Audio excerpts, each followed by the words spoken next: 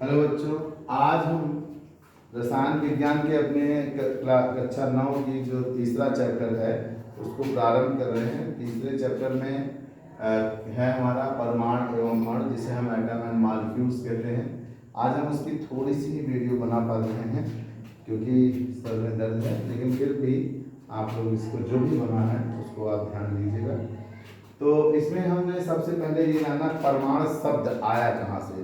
तो परमाणु शब्द को सबसे पहले भारतीय ऋषि, जिनका नाम था महर्षि कणाद, ने दिया और कहा पदार्थ अत्यंत सूक्ष्म कणों से बना होता है, से मिलकर के बना होता है, जिन्हें हम परमाणु कहते हैं। पदार्थ अत्यंत सूक्ष्म कणों से मिलकर के बना होता है, जिन्हें हम क्या कहते हैं, पदार्थ कहते हैं।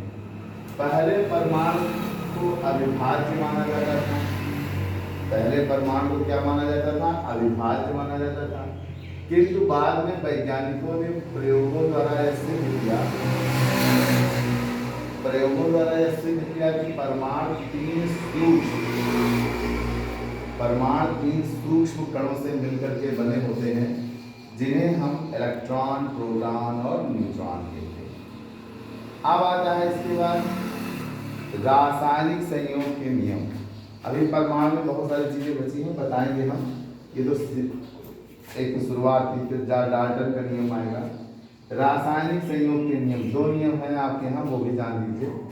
पहल रासायनिक संयोग के नियम क्या है? जब विभिन्न तत्व और यौगिकों के बीच में रासायनिक क्रिया होती है, आपस में क्रिया करते हैं, तो उनमें अनेक प्रकार के यौगिक बनते हैं। और यौगिक कैसे बनते हैं? जब तत्व आपस में मिलते हैं तो उनके बीच में इलेक्ट्रॉनों का आना जाना, लेना देना होता है, साझा होता है या लेना देना होता है, जिससे उनके बीच में नए बंध बन जाते हैं। और इन बंधों के बनने से ही तत्वों द्वारा यौगिक का निर्माण होता है।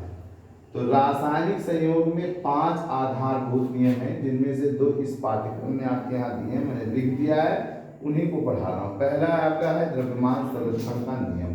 इस नियम को 1756 में लोमोनोसोव नाम के वैज्ञानिक ने सबसे पहले दिया और कहा कि द्रव्य अविनाशी होता है। द्रव्य अविनाशी होता है, यह तो न तो उत्पन्न किया जा सकता है और इसे न तो नष्ट किया जा सकता है, बल्कि यह भी बात बताया गया उसी में कि किसी भी रासायनिक अभिक्रिया में परिवर्तन के उपरांत भी द्रव्य का कुल द्रव्यमान उतना ही होता है जितना रासायनिक अभिक्रिया से पूर्व होता है। समझ में आया? मतलब रासायनिक अभिक्रिया के पूर्व का द्रव्यमान और रासायनिक अभिक्रिया के बाद के द्रव्यमान का अनुपात आपस में क्या होता है? समान होता है। आपस में क्या होता है? समान रहता है। द्रव्यमान कभी घटता नहीं है। जैसे अगर आप एक सिंपल सा उदाहरण ले लें, आज एक उदाहरण लेकर के समाप्त कर रहे हैं। जैसे कैल्शियम कार्बोनेट है, जब आप इसे एक बंद बर्तन में रिएक्शन कराएंगे, बंद बर्तन में खुले में कराएंगे तो कार्बन डाइऑक्साइड उड़ जाएगा। तो हम यहाँ लिख दे रहे हैं बंद बर्तन। तो इसमें देखिए कार्बन का परमाणु भार होता है 40, उसका कैल्शियम का, कार्बन का 12 और ऑक्सीजन का 3 × 16। तो टोटल जोड़िए, ये हो गया 52 और 16 × 48, 8 2 10 0 हाथ से लगे 1 5 4 9 1 10, 100 ग्राम मान लीजिए आपने कैल्शियम कार्बोनेट लिया। तो जब रासायनिक अभिक्रिया करा देंगे तो उसमें बचेगा कितना? ये देखिए 40 + 16, ये हो गया 56 और ये हो गया 12 + 16 दूना 32। तो 32 + 34 + 44, 44 ग्राम ये। तो 44 और 56 टोटल ये अभी कितना हो गया? 100 ग्राम।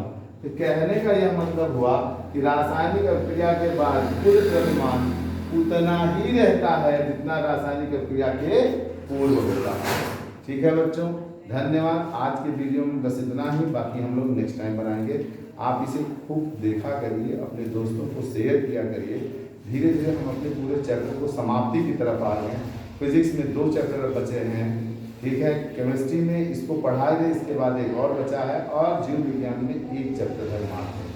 तो इसलिए आप इसको जरूर देखिए, अपने मित्रों को शेयर करिए, सब्सक्राइब करिएगा, ठीक। यदि आप अपने भविष्य के बारे में जानकार होते बच्चों, तो भविष्य का निर्माण कर देते, ठीक। नहीं निर्माण कर पाते, नहीं जानकार, इसीलिए आपके सामने आपके बड़े बुजुर्ग आपको रास्ता दिखाएंगे। इसलिए मेरा कहा मानिए ये आपके लिए हितकर बना रहा हूँ, आपको पढ़ाई का बना रहा हूँ। धन्यवाद।